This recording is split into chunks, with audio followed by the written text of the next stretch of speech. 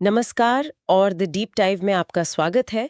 आज हम सीधे कानून की गहराइयों में उतर रही हैं, खास तौर पर जो नया भारतीय न्याय संहिता यानी BNS 2023 है उस पर फोकस करते हुए। जी। हमारे सामने SLP का एक काफ़ी डिटेल्ड एनालिसिस है और ये BNS के तहत जो सामान्य अपवाद हैं जिन्हें जनरल एक्सेप्शंस कहते हैं उन पर रोशनी डालता है। हाँ। ये वो कुछ खास परिस्थितियां हैं जहां कोई काम पहली नजर में शायद अपराध लगे। हाँ, पर कानून उसे सजा नहीं देता, दंडनीय नहीं मानता। बिल्कुल।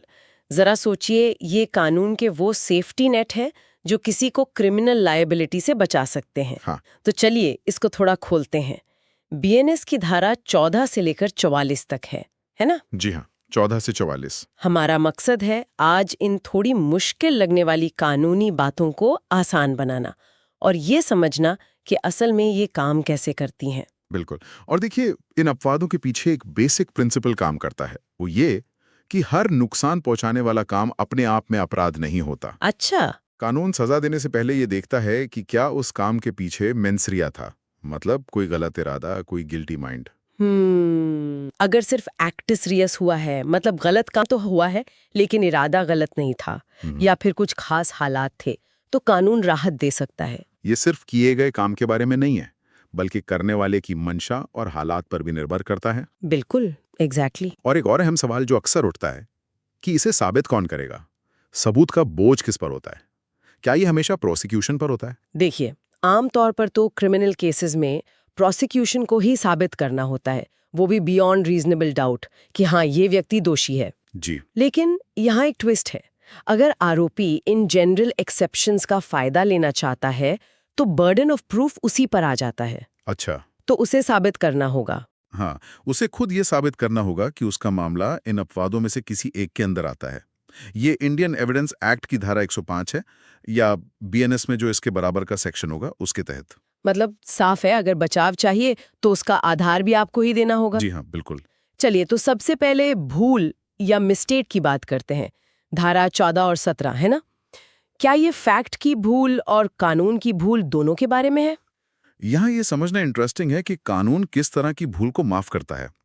देखिए, ये दोनों धाराएं जो हैं 14 और 17, ये मुख्य रूप से तथ्य की भूल पर लागू होती हैं। मतलब इग्नोरेंशिया फैक्टी एक्सक्यूज एक्ट।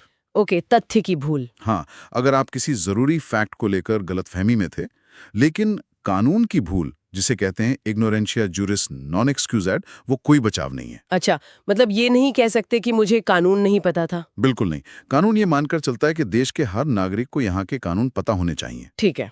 अब आते हैं धारा 14 पर।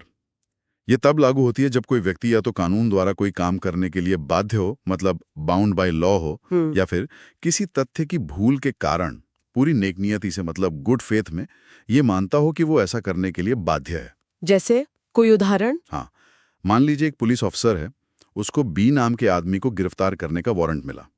वो पूरी ईमानदारी से गुड फेथ में C को B समझ लेता है और गिरफ्तार कर लेता है। यहाँ ऑफिसर ने तथ्य की भूल की और वो सद्भावना में यह मान रहा था कि वो कानून का पालन करने के लिए बाध्य है, तो उसे बचाव मिलेगा। अच्छा, तो फिर धारा 17 में क्या अलग है? वो भी तो भूल के बारे में ही है। हाँ, है तो वो भी तथ्य की भूल के बारे में, पर यहाँ सिचुएशन थोड़ी अलग है। धारा 17 में व्यक्ति कानून द्वारा कोई काम करने के लिए उचित ठहराया गया है, मतलब जस्टिफाइड बाय लॉ है। Okay, justified. या फिर तथ्य की भूल के कारण नेक नियति से खुद को ऐसा करने के लिए उचित मानता है। इसका उदाहरण? फर्ज कीजिए आप सड़क पर निकले हैं कि कुछ लोग किसी को पीट रहे हैं, आपको लगता है बिल्कुल गुड फेथ में कि वो बेचारा अपनी आत्मरक्षा कर रहा है, जो कानूनन उचित है। हाँ। तो आप हमलावरों को रोकने की कोशिश करती हैं। बाद में पता चलता है कि जिसे पीटा जा रहा था वही असल में गुंडा था। यहाँ आप हमलावरों को रोकने के लिए बाध्य नहीं थी, पर आपने जो किया वो नेक नियति से किया, और अगर आपकी धारणा सही होती तो वो कानून की नज़र में उचित होता। तो संक्षेप में, धारा 14 हुई जब कोई सोचे मुझे ये करना ही है, और धारा 17 जब सोचे मुझे ये करने की इजाजत है। हाँ, बाध्यता वाली बात। और दोनों ही केस में सोच तथ्य की गलतफहमी पर आधारित हो और गुड फेथ में हो। एकदम सही पकड़ा आपने। मेन डिफरेंस यही है, बाध्य होना बनाम जस्टिफाइड होना, और दोनों ही नेक नियति और तथ्य की भूल पे टिके हैं। ये दिखाता है कि कानून सिर्फ एक्ट को नहीं, इंटेंशन और हालात को भी देखता है। बिल्कुल। से जजों के काम। हाँ, उनके लिए भी खास प्रोटेक्शन है। जी। धारा 15 और 16 इसी से जुड़ी हैं। बताइए। धारा 15 खास तौर पर जजों के लिए है। अगर कोई जज अपनी जुडिशियल ड्यूटी निभाते हुए गुड फेथ में ये विश्वास करते हुए कि कानून ने उन्हें ऐसा करने की पावर दी है, कोई काम करता है या आदेश देता है, गुड फेथ में। जी बिल्कुल गुड फेथ में, तो वो अपराध नहीं है। जैसे सबूतों के आधार पर सजा सुनाना, ये जरूरी है ताकि जज बिना डरे काम कर सकें। सही बात है। और धारा 16? धारा 16 उन लोगों के लिए है जो कोर्ट के किसी जजमेंट या ऑर्डर के अनुसार काम करते हैं, जैसे कोई पुलिस ऑफिसर या कोर्ट का स्टाफ। ओके। अगर वो कोर्ट के आदेश का पालन कर रहे हैं और गुड फेथ में ये मानते हैं कि उस कोर्ट के पास ऐसा ऑर्डर देने का जुरिस्डिक्शन था, भले ही बाद में पता चले कि टेक्निकली नहीं था। अच्छा, और वो ऑर्डर उस समय लागू भी है, तो उनका वो काम अपराध नहीं माना जाएगा। जैसे कोर्ट के ऑर्डर पर किसी की प्रॉपर्टी सील करना। ये तो न्याय व्यवस्था के स्मूथ फंक्शनिंग के लिए जरूरी है। बहुत जरूरी है। ठीक है, ये तो हुए अथॉरिटी या भूल वाले मामले। अब उन स्थितियों पर आते हैं जहां नुकसान तो हुआ पर अनजाने में, एक्सीडेंट जिसे कहते हैं, धारा 18। हाँ, धारा 18 है दुर्घटना यानी एक्सीडेंट के बारे में। दुर्घटना तब मानी जाती है जब कोई काम दुर्भाग्य से बिना किसी क्रिमिनल इंटेंशन या नॉलेज के हो जाए। बिना इरादे, बिना जानकारी के। हाँ, मतलब ना तो करने वाले का इरादा गलत था और न ही उसे ये अंदाजा था कि उसके काम से ऐसा कोई नुकसान हो सकता है। लेकिन यहाँ कुछ शर्तें हैं जो पूरी होनी जरूरी हैं। क्या शर्तें हैं? पहला, वो काम अपने आप में कानूनी होना चाहिए, लॉफुल एक्ट। दूसरा, उसे कानूनी तरीके से किया जा रहा हो, लॉफुल मैनर। तीसरा, कानूनी साधनों का इस्तेमाल हो, लॉफुल मीन्स। और चौथा और सबसे जरूरी, प्रॉपर केयर और कॉशन बरता गया हो, मतलब पूरी सावधानी रखी गई हो। अच्छा, सावधानी जरूरी है। हाँ बिल्कुल, सावधानी बरती गई हो। अगर ये सब शर्तें पूरी होती हैं तभी उसे सिर्फ एक दुर्भाग्यपूर्ण घटना या एक्सीडेंट माना जाएगा। इसका कोई उदाहरण देंगे? बिल्कुल। मान लीजिए कोई लकड़हारा है, जंगल में लकड़ी काट रहा है। वो पूरी सावधानी से कुल्हाड़ी चला रहा है, पर अचानक कुल्हाड़ी का जो हेड होता है वो हैंडल से निकलकर उड़ जाता है और पास खड़े किसी आदमी को लग जाता है, जिससे उसकी मौत हो जाती है। ओह। अब अगर ये साबित हो जाए कि लकड़हारा पूरी सावधानी बरत रहा था, उसका कोई नेग्लिजेंस नहीं था, ये बस एक अनहोनी थी, तो इसे क्रिमिनल लायबिलिटी के बजाय एक्सीडेंट माना जा सकता है। धारा 18 का बचाव मिल सकता है। समझ गई। ये तो हुई दुर्घटना, जहां न इरादा था न ज्ञान। लेकिन एक और स्थिति है आवश्यकता या नेसेसिटी की, धारा 19। ये एक्सीडेंट से कैसे अलग है? हाँ, ये बड़ा इंटरेस्टिंग पॉइंट है। देखिए, आवश्यकता के सिद्धांत में व्यक्ति को ये पता होता है कि उसके काम से नुकसान हो सकता है। अच्छा, पता होता है? हाँ, नॉलेज होती है, लेकिन उसका क्रिमिनल इरादा नहीं होता। वो ऐसा काम नीक नियति से, गुड फेथ में, किसी बड़ी हानि या ज्यादा बड़े नुकसान को रोकने के लिए करता है। कोई उदाहरण? मान लीजिए एक बड़ी आग लगी है और तेजी से घरों की तरफ बढ़ रही है। आग को फैलने से रोकने के लिए कोई व्यक्ति बीच में पड़ने वाले किसी के खाली मकान को गिरा देता है ताकि आग आगे ना बढ़ सके। ओके। यहाँ उस व्यक्ति को पता है कि वो प्रॉपर्टी को नुकसान पहुंचा रहा है, नॉलेज है, लेकिन उसका इरादा नुकसान पहुंचाना नहीं बल्कि बहुत सारे घरों को जलने से बचाना है, बड़ी हानि रोकना। तो मतलब एक्सीडेंट में न ज्ञान था न इरादा, पर नेसेसिटी में ज्ञान है पर इरादा नेक है, बड़ी हानि रोकने का। बिल्कुल सही। आवश्यकता का सिद्धांत यही कहता है कि कभी कभी दो बुराइयों में से छोटी बुराई चुनना पड़ता है। पर हाँ, ये बचाव बहुत ध्यान से अप्लाई होता है। साबित करना होता है कि खतरा रियल और इमीडिएट था। बिल्कुल बिल्कुल। और नुकसान रोकने के लिए और कोई रास्ता नहीं बचा था। ठीक है, अब बच्चों पर आते हैं। बच्चों के किए कामों का क्या होता है? धारा 20 और 21 शायद इसी बारे में है। हाँ, कानून बच्चों की उम्र और उनकी समझ दोनों को बहुत महत्व देता है। धारा 20 तो बिल्कुल क्लियर है। इसके हिसाब से 7 साल से कम उम्र के बच्चे ने अगर कुछ किया है तो वो अपराध है ही नहीं। बिल्कुल नहीं, कोई सवाल नहीं। इसे कहते हैं डॉली इनकैपेक्स, मतलब कानून मानता ही नहीं कि उनमें अपराध करने की क्षमता है। ये एक एब्सोल्यूट डिफेंस है। अच्छा, वाओ। यानी 7 साल से कम उम्र पर तो कोई क्रिमिनल कैपेसिटी ही नहीं, ये तो साफ लकीर है। लेकिन 7 साल से ऊपर के बच्चों का क्या, 12 साल तक के? उनके लिए नियम धारा 21 में है, 7 से 12 साल के बच्चों के लिए। यहाँ छूट ऑटोमेटिक नहीं है। अच्छा। ये डिपेंड करता है बच्चे की समझ पर, उसकी मैच्योरिटी पर। कानून ये देखता है कि क्या उस बच्चे में इतनी समझ आ गई थी कि वो अपने काम की प्रकृति, नेचर और उसके नतीजे, कॉन्सिक्वेंसेस समझ सके। मतलब क्या उसे पता था कि वो क्या कर रहा है और वो गलत है? हाँ बिल्कुल। अगर कोर्ट को लगता है कि बच्चा इतना नासमझ था कि उसे ये सब नहीं पता था, तो उसे छूट मिल सकती है। सोर्स में एक उदाहरण था, जैसे 10 साल का बच्चा चाकू मारकर भाग जाए तो उसका भागना दिखाता है कि शायद उसे पता था कि गलत किया है। समझ है। हाँ, लेकिन अगर वो वहीं खड़ा होकर खेलने लगे तो शायद वो नासमझ माना जाए। तो ये केस टू केस बेसिस पर तय होता है। ये तो दिलचस्प है कि कानून उम्र के साथ साथ समझ को भी देखता है। अब बात करते हैं मानसिक अस्वस्थता की, अनसाउंडनेस ऑफ माइंड, धारा 22। जी, धारा 22। ये बचाव तब मिलता है जब अपराध करने के समय, ये समय बहुत जरूरी है, at the time of doing it. उसी वक्त। हाँ, उसी वक्त व्यक्ति अपनी मानसिक अस्वस्थता के कारण ये समझने में पूरी तरह अक्षम था कि एक, वो जो कर रहा है उसकी प्रकृति क्या है, मतलब वो क्या कर रहा है, या दो, वो जो कर रहा है वो गलत है, या तीन, वो कानून के खिलाफ है। इन तीनों में से कोई एक। हाँ, अगर इनमें से कोई भी स्थिति उस वक्त थी और वो मानसिक अस्वस्थता के कारण थी तो बचाव मिल सकता है। सिर्फ ये कह देना कि मैं मानसिक बीमार हूं काफी नहीं है। उस खास पल की मानसिक स्थिति ही मायने रखती है, पहले या बाद की नहीं। बिल्कुल, और इसे साबित करने का बोझ भी, जैसा हमने पहले कहा, आरोपी पर होता है। ठीक है। अब एक और कॉमन सिचुएशन, नशे की हालत में किया गया अपराध, इंटॉक्सिकेशन, धारा 23 और 24। क्या नशे में होने से हमेशा बचाव मिल जाता है? नहीं नहीं, बिल्कुल नहीं। यहां भी कानून दो तरह के नशे में फर्क करता है। धारा 23 है अनैच्छिक नशे के बारे में, इनवॉलेंटरी इंटॉक्सिकेशन। अनैच्छिक मतलब अगर किसी को उसकी जानकारी के बिना, विदाउट हिज नॉलेज, या उसकी मर्जी के खिलाफ, अगेंस्ट हिज विल, कोई नशीली चीज दे दी गई हो। अच्छा, किसी ने पिला दिया या मिला दिया।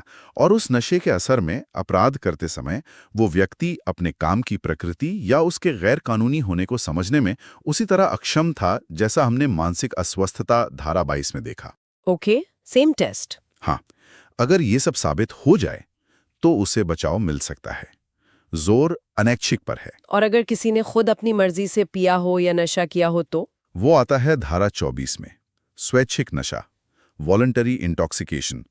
और यहाँ कानून बहुत सख्त है। क्या कहता है कानून? जनरल रूल ये है कि अगर आपने खुद अपनी मर्जी से नशा किया है तो ये कोई बचाव नहीं है, नो एक्सक्यूज। कोई बचाव नहीं। आमतौर पर नहीं, बल्कि कानून ये मानेगा कि आपको वो सब बातें पता थीं, नॉलेज, जो आपको होश में पता होती। ओह। हाँ, कुछ खास मामलों में जहां किसी खास इरादे, स्पेसिफिक इंटेंट का सवाल हो, शायद बहस हो सकती है।